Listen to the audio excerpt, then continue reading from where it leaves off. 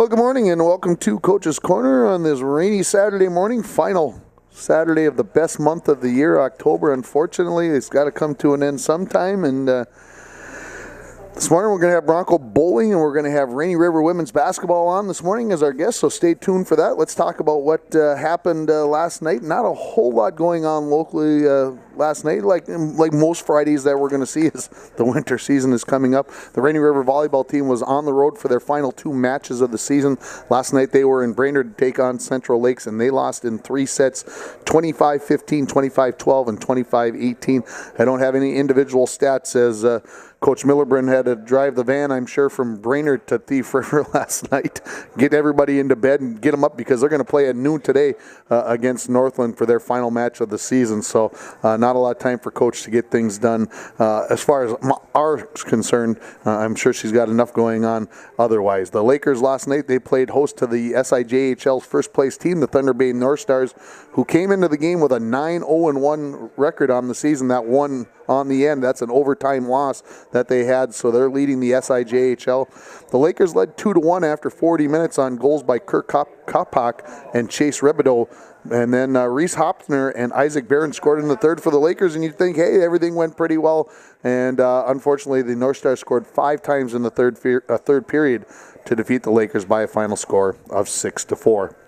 Last night, quarterfinal volleyball in Section 7A, 7-2A, and 7-3A. Let's start with 7A last night. Number 1 seed Carleton, the prohibitive favorite in Section 7A. They defeated Floodwood 3-0. Cromwell, the number 2 seed out of the South, they defeated Cook County 3-1. In the North, that's where the upsets happen. Number 1 Northwoods goes down to Deer River in 5 sets, and number 2 seed Cherry loses to Ely. So that sets up semifinals on Wednesday, and you'll see Carleton versus Ely and Cromwell versus Deer River. And again, Carleton, the prohibitive favorite there. We'll see if they can pull through and make it back to state. In Section 7 AA last night, North Branch, again, the prohibitive favorite, I would say. They've been ranked in the top 5 most of the year in the state. They defeat Esco 3-0. Duluth-Denfeld shuts down Duluth-Marshall 3-0. Hermantown does the same thing to Virginia, and Greenway defeats Proctor 3-1. After Proctor won set 1, Greenway came back and defeated Proctor. So North Branch now takes on Hermantown on Wednesday, and Greenway versus Duluth-Denfeld. Both those section championship matches will be held next Saturday afternoon. In men's hockey last night in the NCAA, number 3 UMD takes down number 1 Notre Dame 3-2 on the road. Remember, that's a rematch of last year's national championship game. They'll have game 2 of that series tonight. Michigan Tech 6, Wisconsin 2. Omaha loses to Arizona State 6-3. Northern Michigan shuts out Bemidji 3-0, and Mankato beat Alaska 4-0. In the women's WCHA last night, Bemidji State loses to Mankato 4-1. UMD defeated St. Cloud State 2-1, and Ohio State lost to St. Lawrence 3-2. Minnesota at Wisconsin this weekend for the pair of women's games. That's kind of the big stuff there in WCHA women's hockey. Gopher football played a Friday night game last night. In case you missed it, it was on FS1. I had a chance to watch a good share of it, and boy, the Gophers surprised me. They were playing in the rain at home. Looks like things were going pretty well. They're up 31-9 after 3 quarters. About a minute and a half in, Indiana scores. A couple minutes later, Indiana scores. A couple minutes later, Indiana scores. All of a sudden, it's 31-31 with 4 minutes left in the game, and you're going, uh-oh. Here we go again. This is the way things go. But freshman quarterback Tanner Morgan's connected with Rashad Bateman on a 67-yard touchdown pass with under 2 minutes remaining. And the Gophers get their first Big Ten win of the season as they win 38-31. Timberwolves were never really in the game last night at home against the undefeated Milwaukee Bucks, and they lost 125-95. Carl Anthony Towns 16. Derrick Rose had 12. Jimmy Butler, who Houston just offered 4 first-round picks for, and 2 players that are injured that maybe is inconsequential, the salary cap stuff and everything. Jimmy Butler had 4 points last night. 4. That's it. I can't, well, I maybe can explain it. World Series last night, you probably went to bed and the game was probably tied at 1, and you probably said, I can't stay up any longer. Well, you'd have had to stay up till 2:30 in the morning to make it to the end of the baseball game. 7 hours and 20 minutes, 18 innings, and Max Muncy hits a walk-off home run in the 18th. He almost hit a walk-off home run in the bottom of the 15th for the Dodgers as the Dodgers win 3-2. It was tied at 1 after 9. Both teams scored in the 13th inning to make it 2-2, and the Dodgers win 3-2 in 18 innings. Longest game in World Series history. The Dodgers now lead the series 2-1, and they'll have Game 4 tonight at 6:30. Number 3 in the nation, Minnesota Gopher volleyball won last night at Michigan State 3-0. They play at Michigan tonight at 6 o'clock, looking to go to 12-0 in the Big Ten. In the CFL last night, the Winnipeg Blue Bombers clinched the 6th and final playoff spot in the CFL with a 29-21 win over Western Division leading Calgary. Go Bombers. And 2 games in the CFL today, Ottawa and Hamilton at 3 o'clock, BC at Saskatchewan at 6 o'clock. Next week is the final week, and then the playoffs get started in the CFL as they have their championship game, the Grey Cup, always on Thanksgiving weekend. What's going on today? Well, the Bronco bowling team, who's going to join me here in a couple of minutes, we'll have a chance to talk to them. They're going to have their home bowling meet today, and so if you aren't doing anything around Newton, you can head over to the bowling alley here in town and see what's going on there. I already mentioned the Rainy River volleyball team is in Thief River Falls for a noon match that will end their season, and the Lakers are also over in Thief River Falls as they are going to be playing a 7 o'clock game over there. Of course, it's a section semifinal football Saturday as we look at things. And, of course, the Little Fork Big Falls Vikings will be taking to the field as they will be down in Mountain Iron Buell to take on the Rangers at 2 o'clock. Pregame starts at 1:40 on K104 and online at rjbroadcasting.com. And I know the Little Fork Big Falls fans are pleased to hear that we'll be able to get that game on the air, and I myself am very happy to do it. The other game in Section 7-9, man, the other semifinal is Cook County hosting Northwoods. Both those games at 2 o'clock. In 3A football, of course, the Broncos lost on Tuesday night to Proctor. They're in Coleraine today to take on GNK for a 1 o'clock game. The other game is Esco at Two Harbors, but that game's going to be played in Duluth at PSS, so actually a closer game for Esco than it is for Two Harbors. That game is at 1 o'clock. In 7-2A, Mesabi East is at Moose Lake Willow River. Aiken travels to Royalton in 2A. Single A, Deer River, the number 1 seed, hosts Hinckley Finlayson, and Braham hosts Black Duck in the other semifinal. 4A football.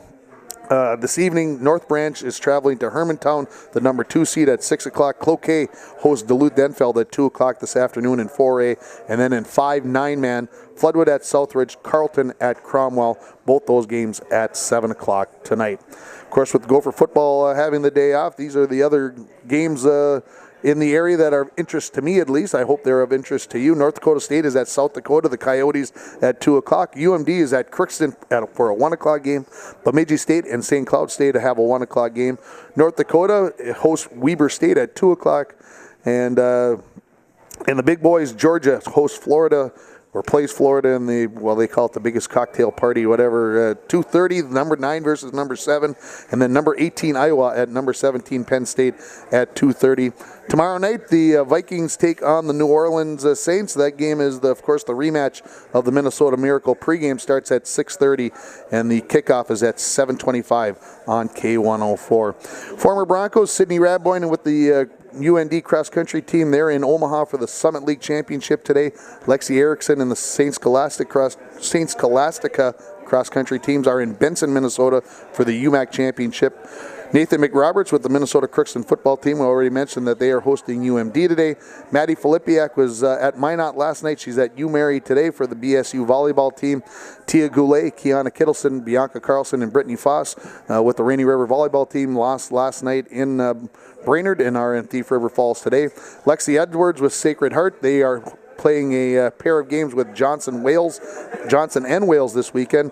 Lucas DeBenedit with the Northland men's hockey team. They are open their season Tuesday versus Eau Claire. And Abby Koshik with the Moorhead State women's swimming team.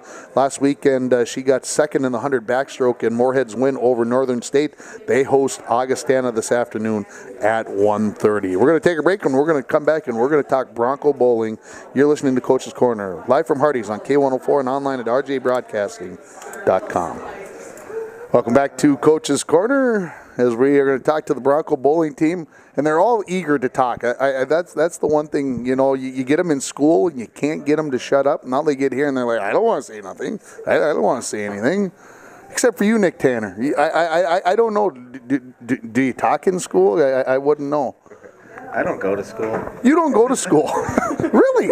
How'd you pull that off? Oh, it just happens. It just happens. So you're on the scholarship program that allows you to just participate in high school sports, but you don't really have to go to high school. Yeah, just don't gotta go. Well, that's a pretty good deal. You got to give me more information, because if I'm curious, I got to believe somebody else out there is pretty curious that you don't go to school. No, I sadly go to school. You sadly go to school. Unfortunately, it's not at FHS anymore. Well, it will be. Whoa, now wait a second. All right, we're just going to get comfortable. Mic drop. Huh? That's a mic drop. Yeah. What are you doing to me? Wait, so come on. Well, somebody's going to explain it. So as of yesterday, we moved all of our stuff into a house here. And it was the first night last night we slept here. Well, imagine what you find out on a Saturday morning on Coach's Corner. And are you pleased with that? Because your teammates are pleased. Yeah. Yeah. Good thing. Yeah. All right. Less driving.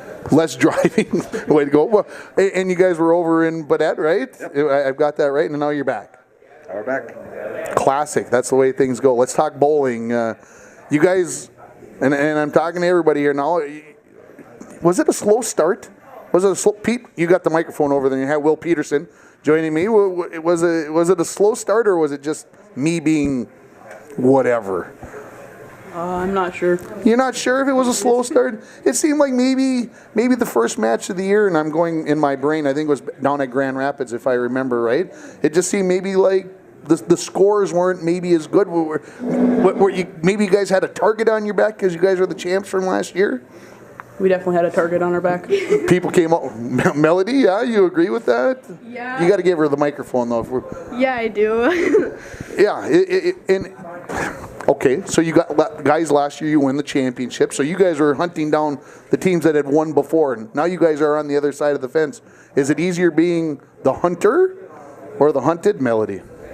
It's easier being the hunter. Definitely easier being the hunter. And it seems to me that you took that. It sounded like maybe you guys took that pressure into that first meet of the year, Melody.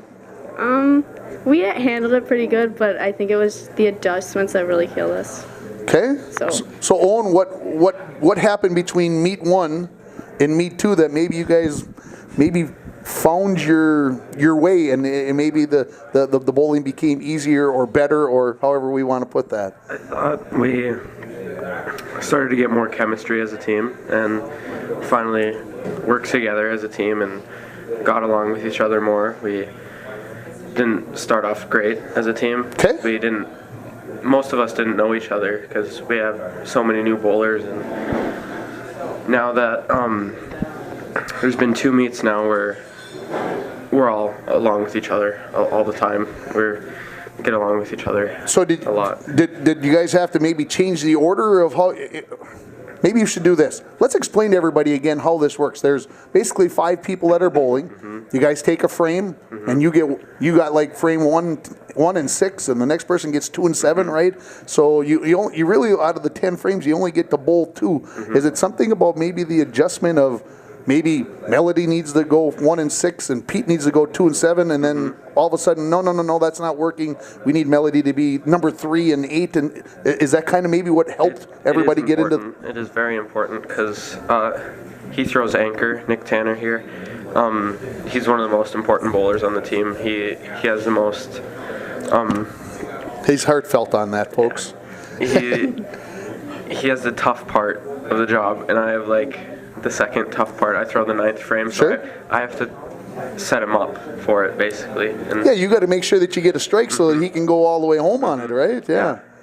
So you guys have kind of found your way. Now you guys are sitting in first place, and now you guys get to have your home meet. Andrew, how exciting is it to be able to do that? It's great. I mean, yeah, it's nice.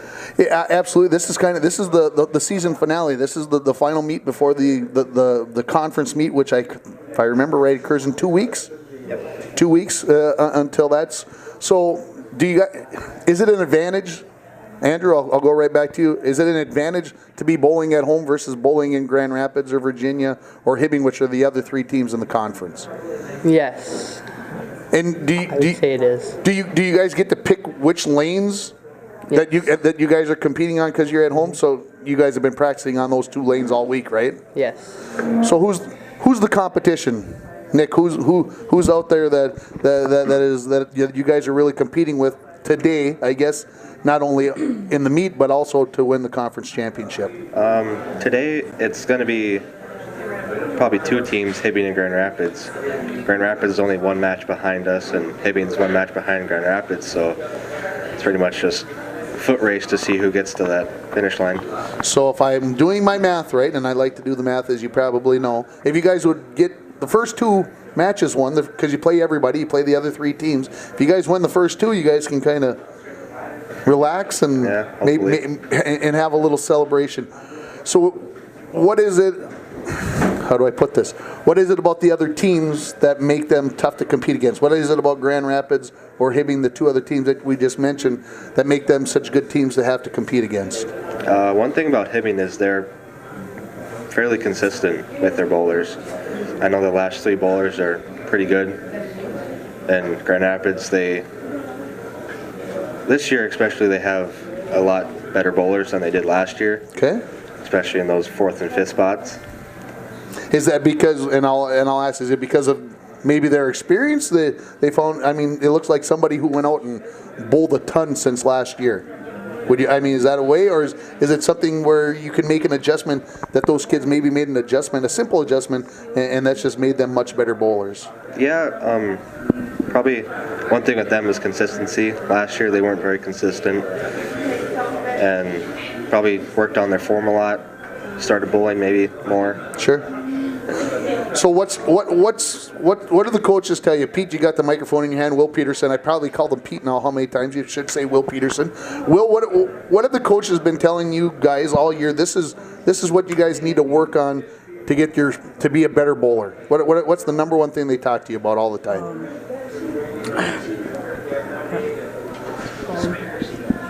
Your balance is definitely one of them. Your speed up to the line. Okay, so talk to me about speed. You know, you start thinking, well, you get up there and you throw the ball hard, and so that means you should approach the line really fast in my mind, but that's probably not the case, right? Not necessarily. It just kind of depends on the person. If you go too slow, you could muscle it, or if you go too fast. So it's kind of like a golf swing. If you guys golf, there's a tempo that has to be found there.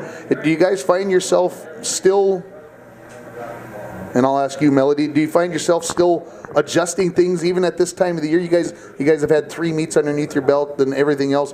Do you feel like you're still adjusting maybe like where you stand on the boards and everything else? Or is there something that right at this time of the year you just want to keep getting better and doing what you've been trying to do and keep doing it right? My targets, they move all the time because I'm inconsistent with my hand, because I tend to come around the ball. So wait a second, I got to have more explanation on that. What do you mean about coming around the ball? Does that mean you kind of bring your hand out from your side a little bit too much? What does that mean? Can you explain that? Usually when you release the ball, you're supposed to come out on the side or behind it. Okay. But I come out on top of it, so my hand gets turned upside down, and the ball doesn't do what you want it to do. Yeah, pretty much. So what I hear you saying then is that you're kind of on the fly during the match. You're adjusting what you're doing depending upon how your hand is working that day. Yeah. So how do you? What do the coaches tell you to try to get better at that? What do you do? Because I've bowled, but I'm not like you guys. You guys are pretty good. What do they try to do to help you to keep your hand underneath or alongside the ball? They changed the way I throw, so now I'm on the side of the ball instead of starting behind it. So I'm not tempted to come around it. I'm tempted to go behind it.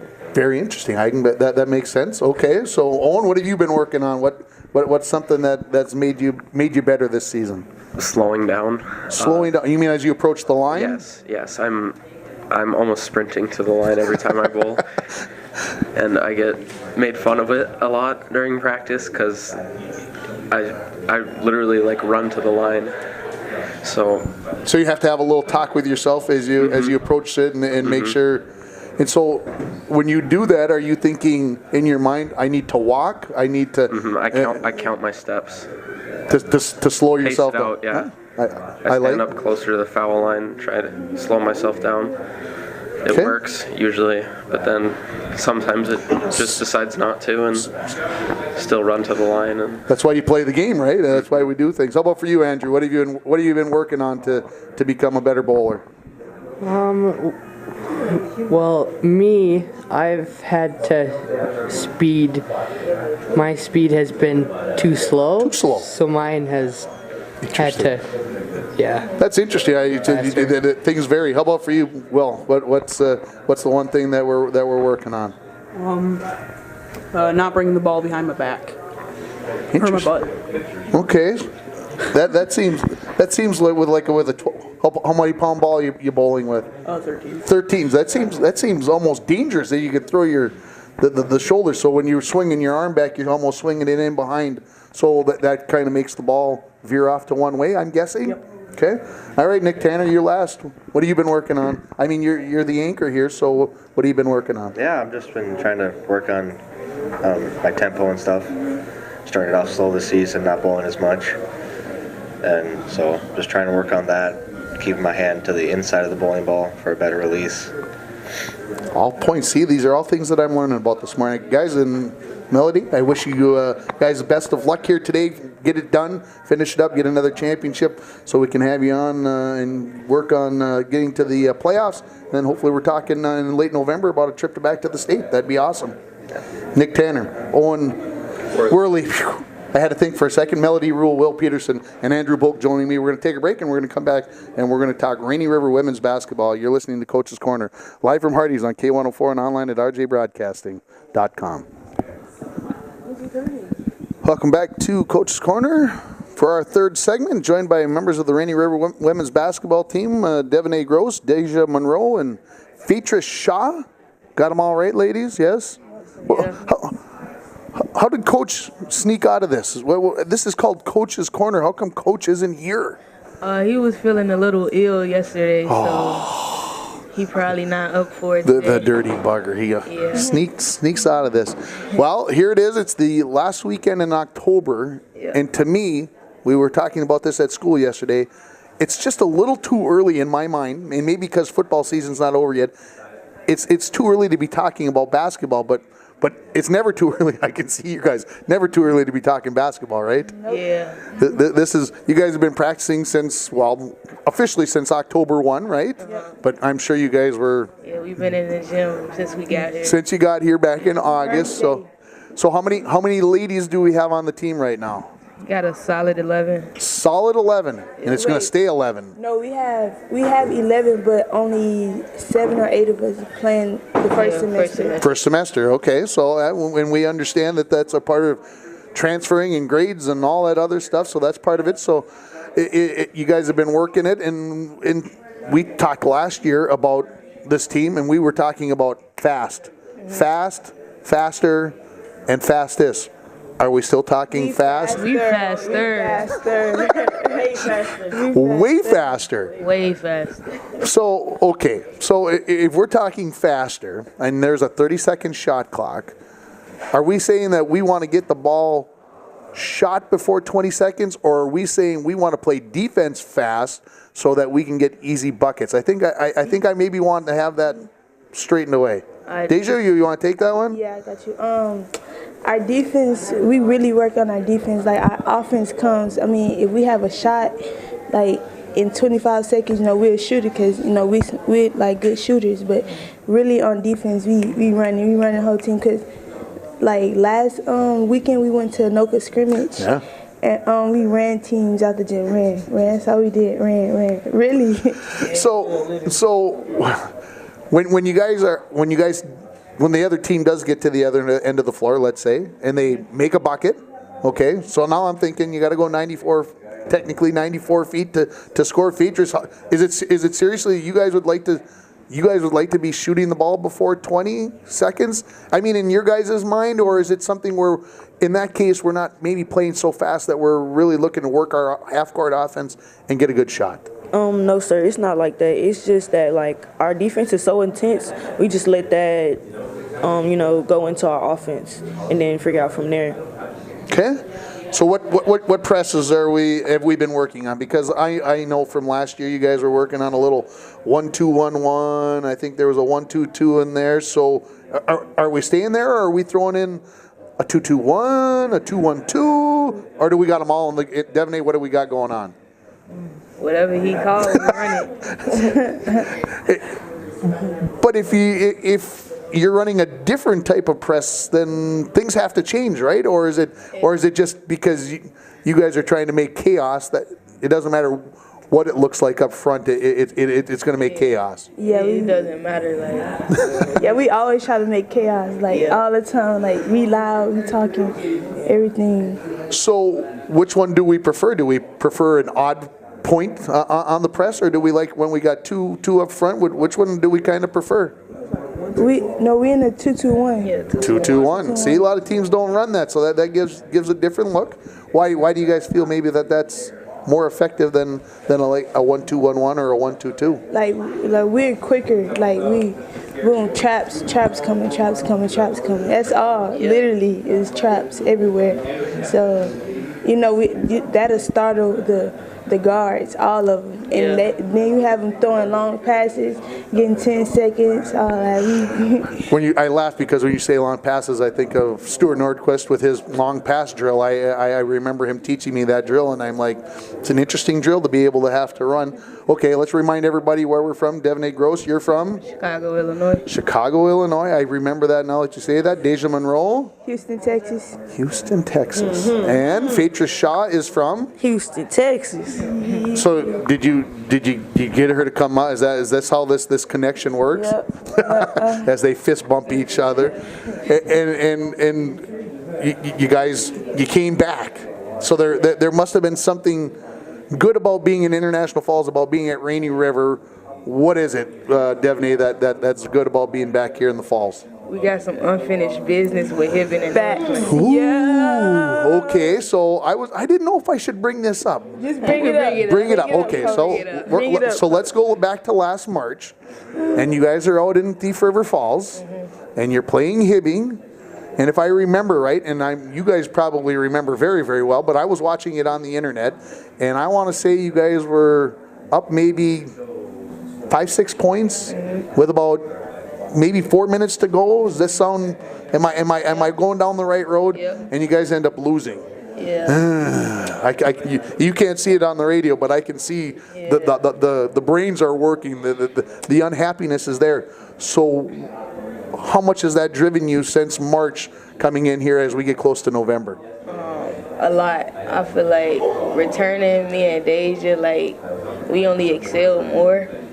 But during the game, I just think they out-hustled us and outworked us for those last 4 minutes.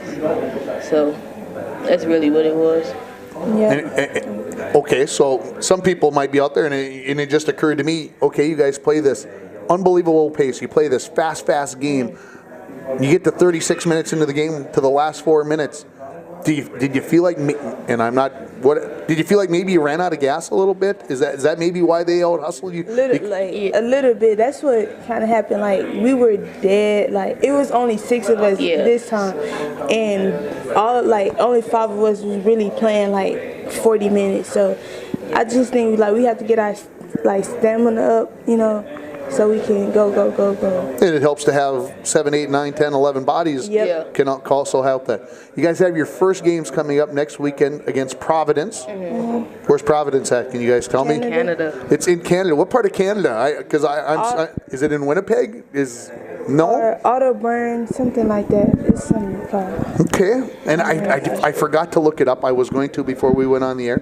So, is this the first time playing in Canada? Yes. And you guys got all your passports and everything else. You're ready to go, because last thing we want to do is get you to the border and they Turn us around. turn you around, because that's going to take the 40 minutes of stamina off the thing. So what are you guys expecting next week? What do you guys what kind of expectations do the Voyagers have going into the games next weekend? Keep the same energy. We need to have a lot of energy. That's all really for me. We just need energy. When we have energy, nobody can stop us. Devaney, how about for you? Never letting up. Like once you got them, you got them. Don't even give them like chance to think that they can come back. Features, how about for you? I think just working together as a team and never giving up, even whenever the score is down. Like just keep your head up the whole game. You guys play 2 games next weekend against Providence, and then I'm trying to think through the schedule, but I think you guys go to Vermilion third weekend in November, and then For the Thanksgiving time. and then you guys get a home game on November 20th. This is a rarity. This doesn't happen usually in November. How excited are you guys to get a chance to play in front of the home fans? Very Wait, excited. Come out. Yeah, everybody come out. It's going to be a show. And then, of course, there's going to be a home couple of weekends at home in December, which, again, is another change in the schedule. Yeah. Lake Superior College out of Duluth has added a team, so they kind of had to adjust the schedule. So if you've been waiting for the division schedule to get started in January, that'll get started in December this year. So I think I know the answer to this question, but I'm going to ask it anyway. The goal for this team. You guys probably have sat down as a team and said, this is where we want our team to be come March, end of the season. What are your guys' expectations? Nationals. I want to be celebrating in March. Facts. And I'll say it this way, if you guys aren't celebrating a regional championship, it's going to be a disappointment? Yes. Yep. What team, do you guys have any idea which team out there in the region is going to be the team that you're going to have to take down? Of course, Northland. Of course, Northland. Of course, Northland. I feel like a lot of teams when they did their homework on us, but we did our homework on them. So it's gonna be a battle. It's gonna be a battle this season. Ladies, I wish you the best of luck this season. I look forward to seeing how things go, and hopefully come March, we're talking about a region championship and heading off to the national tournament. Bring that national. Yep, we got y'all. Devnay Gross, Deja Monroe, and Beatrice Shaw joining me here. We'll take another break and we'll come back and wrap it up here with Coach's Corner live from Hardee's on K104 and online at rjbroadcasting.com. Welcome back to our final segment of Coach's Corners. Thanks to my guests, the Bronco Bowling team and the Rainier women's basketball team. Again, the Bronco Bowling team at home at noon today out at the bowling alley. Get out there and support those kids as they look for a second consecutive regular season conference championship in the North Central Conference. Let's talk about the week that was. We'll go back to last Saturday. No events going on. Of course, MEA weekend kind of leaves Saturdays wide open over the weekend. But the Bronco Bowling team on Sunday, they were in Virginia. They beat Grand Rapids 4-1, then beat Virginia 4-1, and they beat Hibbing 4-1 to sweep those meets. And again, they sit at 7-2 on the season here as they head into their final meet in the North Central Conference. On Monday, the Little Fork Big Falls Vikings volleyball team was in Hill City to open the Section 7A playoffs, and the Vikings ended up losing in 4 sets down there. They lost the first 2 sets, rallied, came back and won the 3rd set, then lost in the 4th set. Danielle Pekarski had 12 kills for the Vikings to lead the way. The Vikings end their season with a 4-14 record. The Innis volleyball team also opened playoffs on Monday. They were in Section 8A, and they were at Black Duck. They lost in 3 sets to Black Duck. Rihanna Wolden had 2 kills and 5 aces to lead the Trojans. On Tuesday, the Little Fork Big Falls Vikings football team defeated Ely 30-28 in very exciting fashion. The Vikings actually started down 14-0, then came back and scored 3 straight touchdowns. Unfortunately, no 2-point conversions added, so they led 18-14. Ely scores just before half to go up 22-18. The Vikings score early in the 3rd quarter to take a lead 24-22, and it would stay that way until just under 2 minutes left when Matt Kennedy would go score from 43 yards out. The Vikings would move up 30-22 with the touchdown. Unfortunately, they again missed the 2-point conversion basically to clinch the game. Ely would take the ensuing kickoff drive the length of the field and score with 18 seconds left to make it 30-28. And the Timberwolves did not get the 2-point conversion. The Viking defense stood up, and the win, 30-28.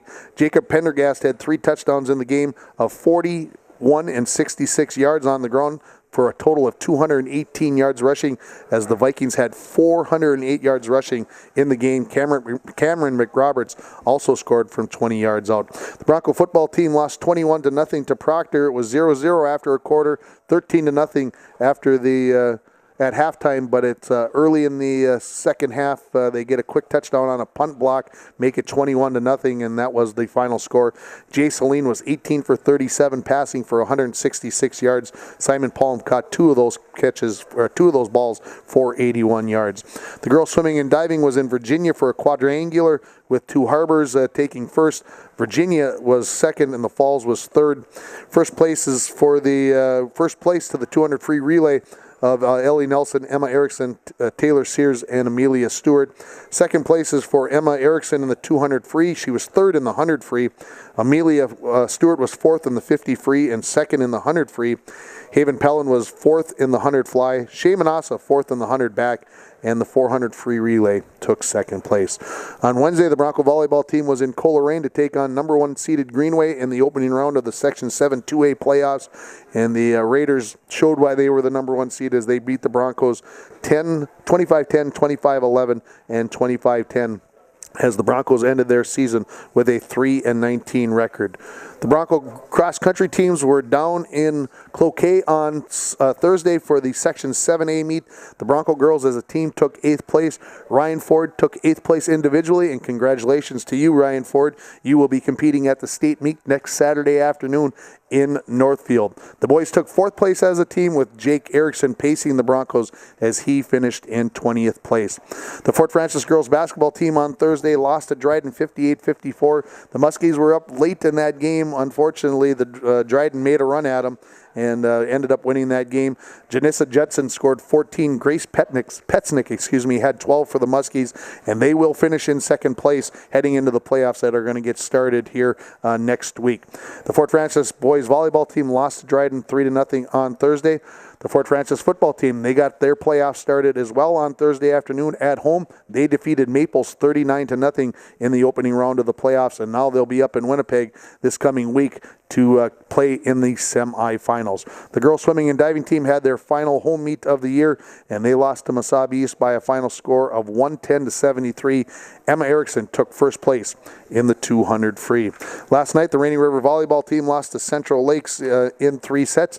The Lakers lost on home ice to the number 1 team in the division in the SIJHL, the Thunder Bay North Stars, by a final score of 6-4. What's going on again locally today? The Bronco bowling team is going to be getting started at noon. The Rainy River volleyball team is in Northland for a noon match. The Little Fork Big Falls Vikings football team down at Mountain Iron Buell to take on the Rangers at 2 o'clock. Again, the pregame starts at 1:40 on K104 and online at rjbroadcasting.com. And the Fort Frances Lakers will be over in Thief River Falls for a 7 o'clock game. This week, girls hockey practice starts on Monday, and of course, if you follow along on the Bronco Facebook page, you'll notice that there's no ice in Bronco Arena, and it's going to be a couple of weeks before there is. So the girls will be starting practice over at Cary Park on Tuesday. The Fort Frances girls basketball team and boys volleyball teams will be at home against Beaver Bray for their final regular season games. On Wednesday, the Lakers will be back over in Thief River Falls. They're there tonight. They'll be back over there on Wednesday for a 7 o'clock game. Nothing going on Thursday. On Friday, the Fort Frances girls hockey team, they get their season started with the Clendenning Showcase. They're going to have games going on all weekend at Ice for Kids Arena. So if you want to get out and watch some high school girls hockey, you can do that starting on Friday, and that tournament runs through Sunday. The Lakers will be at home on Friday night against the Minnesota Iron Rangers. The Rainy River women's basketball team will be at Providence at 6 o'clock on Friday. They'll also play a noon game at Providence on Saturday. The Lakers will be at home on Saturday night against Thief River Falls. And, of course, as I mentioned, Ryan Ford will be running at the state cross-country meet next week. And, of course, we'll do the best to get her covered while she's down in Northfield in that very exciting time for her. That's going to wrap up Coach's Corner for this week. Again, thanks to our guests. Thanks to Will back at the station for pushing all the buttons. Thanks to Dave and his crew here at Hardee's for taking care of our guests. But most of all, thank you for listening to Coach's Corner, live from Hardee's on K104 and online at rjbroadcasting.com.